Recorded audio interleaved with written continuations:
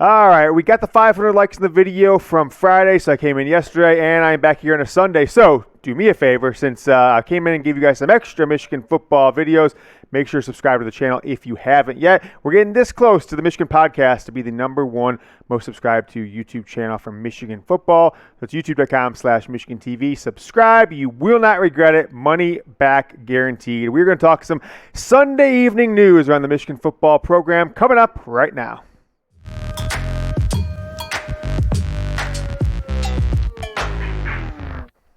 As always, well, not always, but most times, we're presented by Magic Spoon Cereal. Magic Spoon is how I start my morning. If you want to have, I guess, a better breakfast in the morning, no sugar, but it still tastes great, go to magicspoon.com/GoBlue and get $5 off your first order with Magic Spoon Cereal. I absolutely love the stuff, live by it.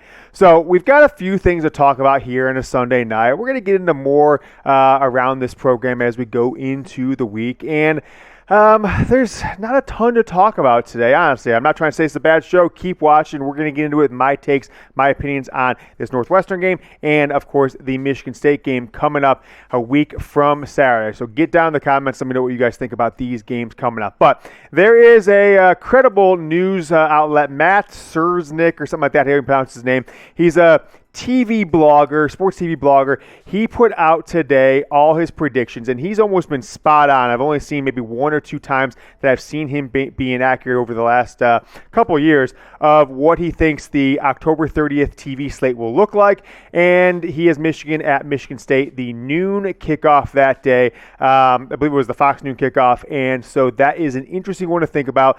Ohio State, Penn State would be the night game that day, and then they've got a handful of other games throughout the Big Ten Network, ABC, etc. But big noon kickoff for Michigan, Michigan State. Now, we will know on Monday afternoon. So by the time you watch this, if you don't catch us Sunday night, you might see this one on Monday afternoon, and they'll be like, oh yeah, that's actually what came true. So keep an eye out for that one. Could change. No inside knowledge on this one, but it feels like with Ohio State surging as of late that the Big Ten is going to want to kind of make their partners as happy as they can be. Put the big noon kickoff as Michigan, Michigan State, two undefeated teams likely as long as Michigan doesn't lose to Northwestern, and then Penn State traveling to Ohio State as the primetime game there in Columbus on ABC. So I'm going to get more of these stories throughout the show, but I'm going to ask you guys this question. We got a game this week, Northwestern. Okay, cool, hook 'em.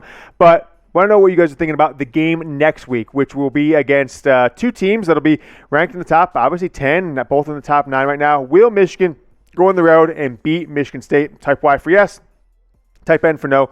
One little tidbit on this to help you guys make your decision a little bit better. Jim Harbaugh, in 7 years now as head coach, as Michigan's head coach the 7th season, 5 years in the program as a player, so 12 seasons total, has never lost a road game at Spartan Stadium. Anytime he's entered that field, Michigan has always won. And if they wear the white pants, I saw this tweet out there, the year that they wore the pants, I believe it was 1975, Michigan also won on the road at Michigan State that year. So a lot of things going well for Harbaugh at Michigan State, but this is probably the best Michigan State team he's faced on the road, at least. A couple of those years, 2016, 2018, been pretty mediocre teams for the Spartans. All right, so this game, folks, this game is so huge on plenty of levels. All right, for Michigan, it means that after losing the 2020 game in frankly embarrassing fashion, after it looked like they had taken back the rivalry, winning in 2018 on the road, 2019 absolutely blew Michigan State out at home.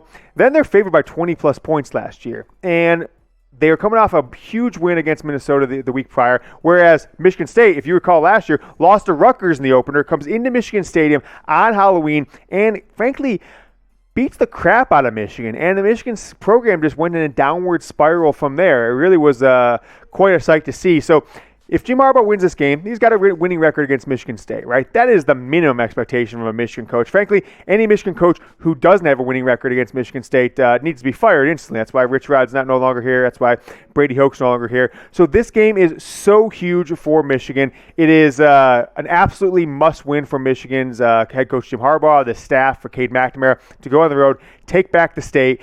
And just show that this 6-0 start wasn't a fluke. Likely 7-0 start with Northwestern coming into town this Saturday was not a fluke. So I am excited for this one. I don't think I've been this excited about a Michigan State game, frankly, since the 2015 game when the Spartans came in and were, I believe, undefeated, but definitely top 10 at the time. And we all know what happened with that one. Frankly, this is the 6-year anniversary of the he fumbled the snap. I had people tweeting at me today. It really ruined my morning. Not to mention, I broke a tooth yesterday, biting on some of my son's birthday candy. I had to go to the emergency dentist appointment this morning. So, nevertheless, if I wasn't eating candy, I should have been eating Magic Spoon, which apparently I wasn't. But I will every other time. Eating the candy last night, so can't blame Magic Spoon. Wasn't doing a breakfast thing, but went into the dentist this morning. I start my morning almost every day with Magic Spoon cereal. And why do I do it? Well, folks, it's pretty simple. It is high in protein, right? 13 or 14 grams, depending on which flavor you take, grams of protein. It is sweet and delicious. It tastes like it tastes like candy in a lot of ways, but the cereal you ate as kids that you thought tasted like candy, that was packed and loaded with sugar, but Magic Spoon has no sugar, 0 grams of sugar. They've got a wide array of flavors. I've got some of my favorites right here on screen. I've got my absolute favorite, the cocoa. I love this maple waffle, one of the new flavors. And, this is like my guilty pleasure, fruity. Tastes like Fruity Pebbles, but it is no sugar and high in protein. Very healthy for you. So people say, James, that's pretty expensive cereal. Well, that's where I'll give you the $5 off. MagicSpoon.com/GoBlue. I'll put the link down in the comments and in the description of this video. So go get started with Magic Spoon. Trust me, I think you will not regret it. And if you do, let me know. But I've loved it. And we've been doing Magic Spoon cereal, eating it here in the office and at home for about 4 or 5 months now. It has changed my diet and my go-to. So MagicSpoon.com/GoBlue. All right, some news happened today that really, I put this show together before this news even dropped. So on Thursday, Friday, Saturday, there were rumors out there from Bruce Feldman of Fox Sports and The Athletic that LSU's new athletic director was already starting a small list of people he might go after, and Mel Tucker, Michigan State's coach, was a target of his, right? And I was going to talk about that a little bit today, but what has changed since then? Ed O has agreed to terminate his contract. Basically, they fired him and said, hey, let's do right by you, right by the players. Stay on for the next 5-6 weeks until the season is over. Then you're gone. Mel Tucker might emerge in short order as the top coaching candidate for this LSU job. And hell, Michigan State's got a bye this week. This would be the perfect time for them to reach out, fly into East Lansing, fly into somewhere near around there, take a quick coffee with them, and see if they can do a handshake deal to get Mel Tucker to LSU. It seems like they've targeted him as one of the top candidates. A lot of LSU boosters really like what he's done in his year and a half at Michigan State. And he had been an assistant there back in the day. He's been an assistant at Alabama. He's been an assistant at Georgia. He knows the SEC. Interestingly enough, we all remember 22 years ago, a little coach named Nick Saban was the head coach at Michigan State, got taken away and went down to LSU. So they certainly, the fans in East Lansing certainly wouldn't like LSU to come north and take their coach for the second time and basically, a generation or so.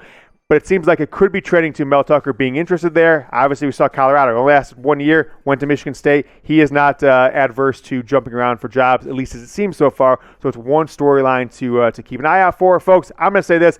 Take him, all right? I don't want Michigan State to ever be good because I like Michigan to win against him. They've gotten way too many wins against Michigan in the past 10 or 15 years. So take him, LSU. He's going to win all the national championships you want. If he stays at Michigan State, he's going to be a bum, of course. But second story of the day, I guess maybe the third, but I want to talk about that little Mel Tucker note right there. New AP poll has come out. Michigan is ranked number 6 in the AP poll. It's a funny thing that happened because I looked at the AP poll. I'm like, what happens here? Michigan jumped from 8 to 6, and really not a ton changed above them. They jumped over, Penn State, right? So Penn State was 7, Michigan was 8, and Iowa dropped out. Michigan jumped up to 6. So take a look at the top 5 here in the polls. So Georgia stays at number 1. They didn't have any trouble with Kentucky yesterday. Cincinnati now is number 2 after Iowa's loss. Oklahoma looked pretty good. What do you think about that game yesterday, Producer Marshall? Pretty good. Caleb Williams looking pretty sharp. Alabama, Ohio State, that's more of a name brand talent kind of thing, right? They've both had a couple losses that, I don't know, I guess they're getting passes for, right? They're right in the playoff mix, 5-1 for Ohio State, 6-1 for number 4 Alabama. Then you got Michigan, right? They were number 8 last week, and they jumped over Penn State. And I've seen a bunch of people on Twitter go, how is Michigan jumping up 2 spots? They didn't even play. Penn State, all this stuff. Penn State didn't play either. But here's what happened. Iowa lost, so everybody by default is going to kind of move up 1 spot because they moved Iowa out of the top 10 for losing to Purdue. But then they're thinking to themselves, enough of the voters like, well, Penn State lost to Iowa. Iowa lost to Purdue, so maybe we're going to penalize Penn State, what's it called? You know what I'm talking about. Not by proxy, but I'll have to remember the term, where one team loses to one team, so we would have beat them, that thing. I'm guessing that's what happened to Penn State. Some people discounted their close loss on the road to Iowa because Iowa lost to Purdue, so now Michigan has jumped up to number 6. My takeaway on Michigan's season right now is that they control their own destiny, okay? If you beat Michigan State, Penn State, and Ohio State, I would actually think what even matters. Maybe if they lose to the Big Ten title game, they might actually still make the college football playoff. But the toughest games of the season are ahead of them. There's no doubt about that. Michigan's opponents and their wins have not looked as good as maybe they looked on game day. Washington continues to struggle. Wisconsin struggled with Army yesterday. And Nebraska, right? They've played Oklahoma and Michigan State and Michigan close, yet then they go on the road and they lose to Minnesota. All right, so Michigan controls its own destiny, but they've got to take care of business when they get on the road against Michigan State. Then 2 weeks after that, Penn State, home against Ohio State. We'll see what happens, but that is what it is. Make sure you guys, though, subscribe to the channel. It's youtube.com/Michigan TV. Mention at the top of the show to subscribe. I want to remind you guys one more time, youtube.com/Michigan TV. Hit that subscribe button. Turn it from red into gray. More on this show, talking Sunday evening, afternoon, depending on what you're watching it. We're filming about 5:30 Central Time, 6:30 Eastern right now on a Sunday. Don't overlook Northwestern, right? But focus on Michigan State, right? How do you do that? I don't know. That's why I'm not a football coach, but it's going to be a long 2 weeks. This Northwestern team has really struggled, okay? They got a win against Rutgers, so they're on a little bit of a roll, 1-game winning streak, I guess, but Michigan needs to put some things into place, at least 15 minutes a day over the next 10 days, 12 days, 13 days, until they travel to East Lansing on Friday, October 29th for Michigan State. But don't have a look-ahead game, right? Don't look ahead and just completely not give Northwestern any respect and end up losing to them while you're focusing too much on Michigan State. So be mindful, Jim Harbaugh and coaching staff. Make sure you guys know what you're going to put into place. Have your game plan ready against Michigan State. Michigan State's got a bye week coming up, so they're going to go into this game fresh. But maybe they'll go into the game. What's the term in basketball when one team sweeps a team and their team goes 7 rest versus rust? We'll see what happens with Michigan and Michigan State. The Spartans have a bye week this week. Michigan has Northwestern. So 6 days till that game, and now 13 days until Michigan State, which in my opinion could be the biggest game in the rivalry in maybe ever, right? Maybe ever. We'll see what happens. Both teams will come in on October 30th. Hopefully, Michigan wins undefeated in the top 6 or 7 or even 8 potentially in the country with that one. So we'll be back with more Michigan football news, rumors, got midseason grades, burning questions. Got a bunch of content for you guys this week, so make sure you subscribe to the channel. Until then, go Blue.